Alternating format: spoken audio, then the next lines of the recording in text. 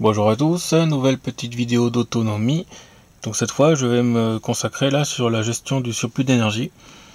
Alors ce que j'appelle surplus d'énergie, c'est simple. Donc pour ceux qui ne savent pas, actuellement on est en autonomie électrique et puis on va le rester de toute façon, hein, voilà, donc on a le panneau solaire qui passe par un régulateur pour charger des batteries et ensuite nous on se branche derrière et puis on utilise l'énergie comme on veut. En fonction de ce que ça a chargé, bien sûr, si ça a bien chargé ou pas, en fonction de s'il y a du soleil, voilà quoi, mais ça c'est un autre débat. Donc ça c'est une installation classique, hein, un panneau solaire, régulateur, batterie. Le truc c'est que généralement quand il fait beau, vers autour de midi, 1h à peu près de l'après-midi, les batteries sont pleines. Et donc l'énergie est perdue, puisque une fois que les batteries sont pleines, le régulateur passe en mode float, en floating donc, pour charger, pour garder une tension présente sur la batterie, mais ça consomme très peu d'énergie. Et si on ne tire pas de courant dessus, du coup, voilà quoi, le panneau solaire, il fournit une tension, mais on ne tire pas de courant dessus, donc il sert à rien en fait. Et toute l'énergie pour moi elle est perdue, puisqu'elle n'est pas utilisée. Donc pour ne pas la perdre, on pourrait stocker ça dans des batteries plus grosses, seulement ça coûte cher, ça a une certaine durée de vie, c'est voilà, donc c'est financièrement c'est pas forcément facile pour tout le monde, donc voilà, là de ce côté-là c'est compliqué. Après il y a un système qui revient un peu à la mode actuellement, c'est le stockage par volant d'inertie. Donc c'est en train d'être commercialisé, si j'ai bien compris. Ou du moins ça va l'être. Tôt ou tard.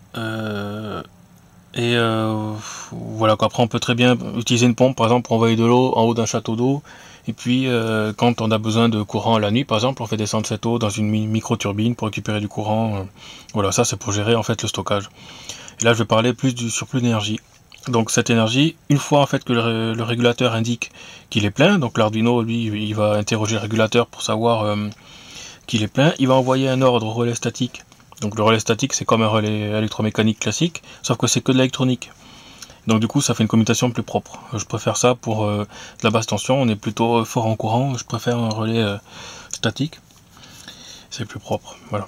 Ensuite on passe par un convertisseur, 40 volts 24, donc le panneau solaire en lui-même fournit une quarantaine, peut-être un peu plus. Après ça dépend des panneaux solaires, mais nous dans notre cas c'est une quarantaine de volts. En convertissant en 24 volts pour pouvoir avoir une tension fixe, régulée, qui peut être utilisée par toutes sortes d'appareils après derrière en instantané. Donc toutes sortes d'appareils qui, par exemple là, un générateur de gaz, donc je ne vais pas préciser, mais ça peut être du HHO, de l'hydrogène, hydrogène-oxygène, voilà, j'en parle à la suite. Ou un réchauffeur 24 volts, donc un système de chauffage par résistance. Voilà, donc ça, je vais en parler brièvement dans cette vidéo. Là, pour le moment, c'est juste la gestion de l'énergie que je vais expliquer. Je ferai d'autres vidéos spécifiques sur les gaz, sur ce réchauffeur, avec plusieurs montages sur les radiateurs, tout ça. Voilà. Donc, je récapitule. Le panneau solaire passe par le régulateur pour charger les batteries. Et une fois que c'est plein, l'Arduino fera la commutation pour avoir du courant ici. Donc en temps normal, on a en fait que cette partie qui fonctionne. Dès que le régulateur est plein, on coupe la batterie, enfin même si elle n'est pas coupée parce qu'elle est toujours en floating, donc elle va tout le temps rester chargée, mais l'Arduino lui va commuter le courant. Ici on aura du 24 volts disponible pour des appareils, donc toutes sortes d'appareils en fait, on peut avoir un peu tout ce qu'on veut. Voilà. Donc dans un premier cas, le gaz. Là, j'ai fait un système, voilà, quelques images brèves, hein, je ne vais pas m'éterniser dessus parce que je ferai des vidéos spécifiques dessus, mais pour le moment, c'est pas la priorité en fait. La partie gaz, je vais pas m'en occuper tout de suite. Donc vous avez pu voir, vous pouvez voir dans mon site internet et sur YouTube que j'ai pas mal de vidéos sur le HHO, le gaz HHO, donc c'est une électrolyse, hein, un électrolyseur, donc on envoie du courant dedans et ça produit du gaz HHO. Et ensuite, ce gaz, on peut l'utiliser dans un groupe électrogène. Donc parce que ça explose, ou dans une chaudière parce que ça fait une flamme extrêmement chaude, ou en cuisson directement.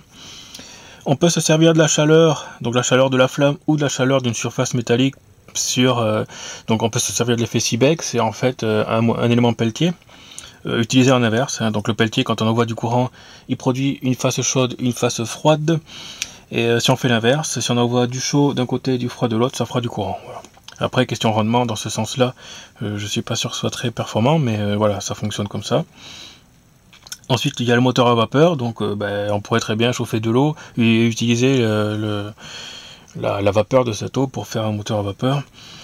ou une pile à combustible. Donc là, ce serait dans le cas, par exemple, où on utiliserait générateur H2O2, donc d'hydrogène, dioxygène, stocké dans des cuves séparées, où on n'en utilise que le H2 et puis l'oxygène sera prélevé dans l'air. Et ensuite, envoyer ça dans une pile à combustible, donc il va refaire du courant. En fait, c'est l'inverse d'un générateur séparé, quoi.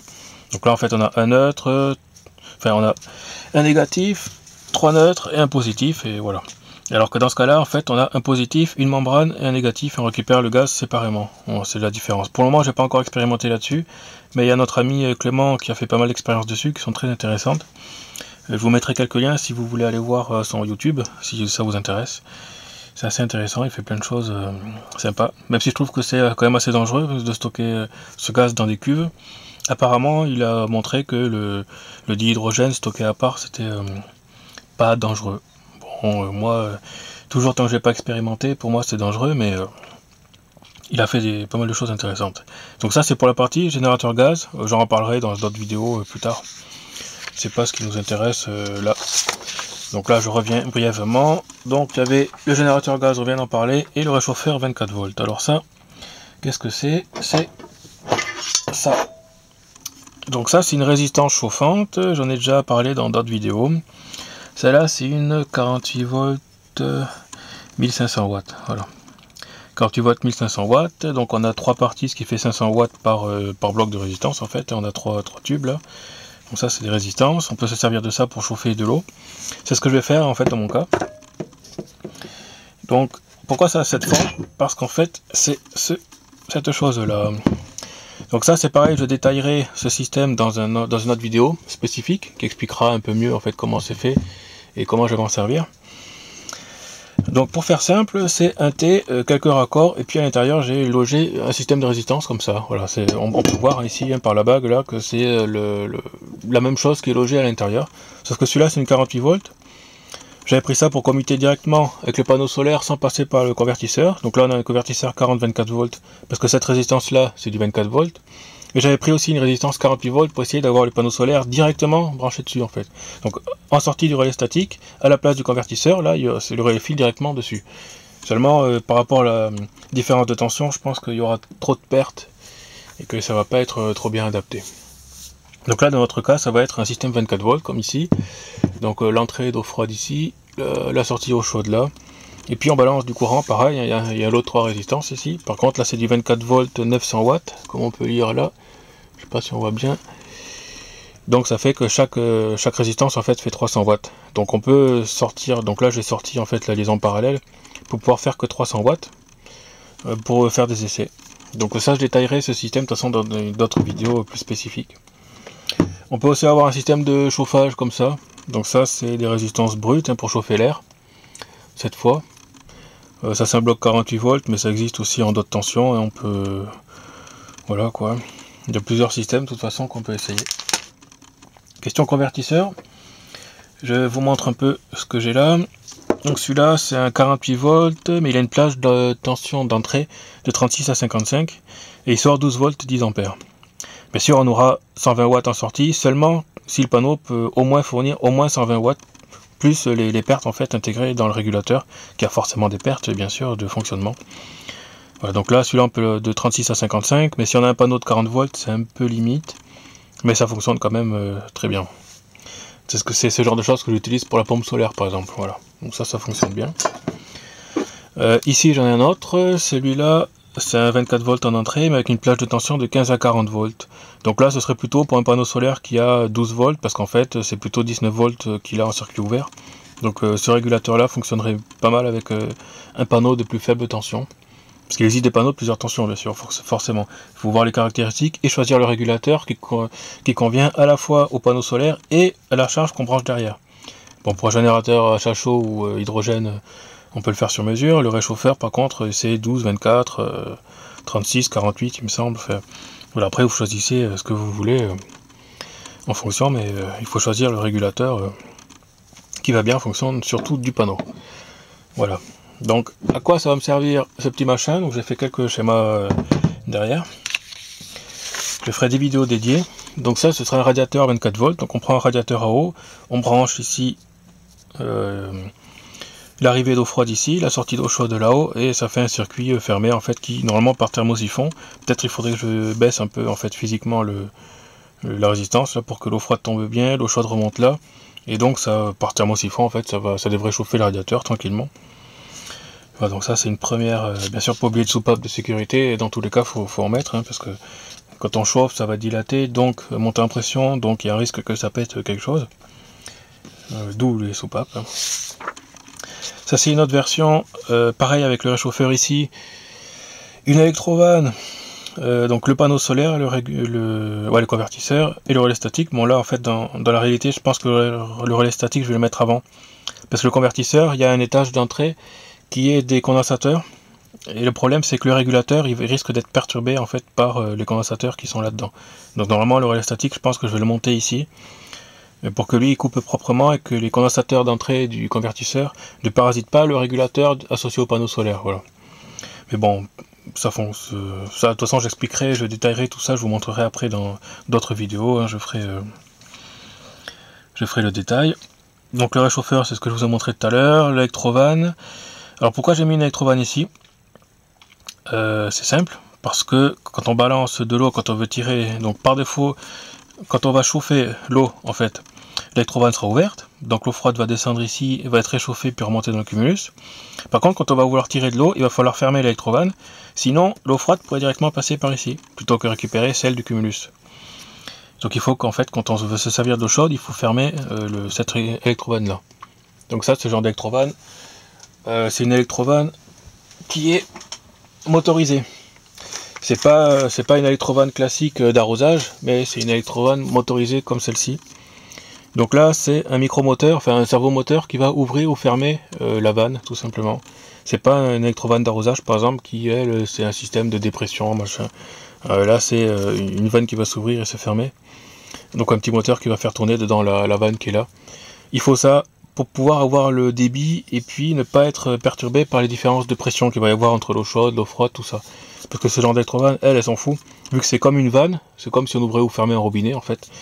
Donc elle va s'en foutre des différences de pression, voilà, donc ça fonctionnera très bien. L'autre, je pense pas que ça fonctionne bien, parce que, voilà, vu que ça fonctionne par rapport à des membranes et la différence de pression, ça va poser quelques soucis dans ce montage-là. Voilà, donc ça, ce serait pour utiliser un cumulus classique en 24 volts. Plutôt que le démonter, on va utiliser le réchauffeur externe. Voilà, donc ça c'est un système que je ferai un peu plus tard aussi, pareil. Et puis là c'est encore un peu plus compliqué, enfin compliqué, pas tellement, mais on a un cumulus classique qui est là, le système pareil d'électrovanne et de chauffe ici en 24 volts ou 48 en fonction de votre système bien sûr, ça s'adapte, toujours une soupape de sécurité, très important.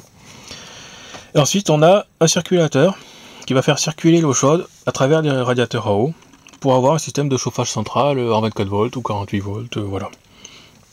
Donc ça c'est pareil, c'est un montage que je compte faire à la maison, mais ça va prendre beaucoup de temps, parce que ça prend du temps, de l'argent, ça prend, voilà quoi, il faut tirer les tuyaux, il y a beaucoup de travail encore avant que j'arrive à faire ce système là, mais c'est ce genre de choses que je vais faire en fait à la maison. Même si je ne vais pas forcément utiliser un réchauffeur comme ça, vu qu'on va mettre des panneaux solaires thermiques, ce sera les panneaux solaires thermiques aussi qui vont chauffer, une fois qu'en fait que le cumulus d'eau chaude sanitaire sera plein, les panneaux viendront chauffer cette eau là. Et puis s'il y a du courant en trop, ben c'est pareil, je mettrai un réchauffeur électrique pour envoyer encore plus de puissance dans le cumulus, hein, qui chauffe le plus vite possible. Le but c'est d'avoir une réserve d'eau chaude qu'on puisse utiliser pendant la nuit par exemple pour chauffer. Et puis voilà. Donc ça, avant que je fasse une vidéo là-dessus, il y a quand même du temps qui va s'écouler. Donc là, la première chose qui va être, donc c'est en fait sur ce système, ça va être le réchauffeur sur un radiateur à eau, donc ce sera l'objet de la prochaine vidéo. Voilà. Donc le but, c'est en fait, donc je reviens brièvement sur le but, c'est d'utiliser tout le courant qui est produit mais non utilisé en fait une fois que les batteries sont pleines. C'est d'utiliser le courant qui reste disponible, voilà, parce que moi ça m'embête d'avoir du courant qui n'est pas utilisé, en sachant qu'on chauffe l'eau actuellement avec une chaudière gaz. Donc ça nous oblige à avoir des bouteilles, à gaspiller du gaz, alors qu'on a du courant qui est disponible qu'on n'utilise pas. Donc voilà, donc à la place d'utiliser le gaz, je voudrais utiliser le courant en trop dans notre installation, voilà. Donc ce sera, prochaine vidéo, ce sera ce montage là. Voilà pour cette petite vidéo. À plus.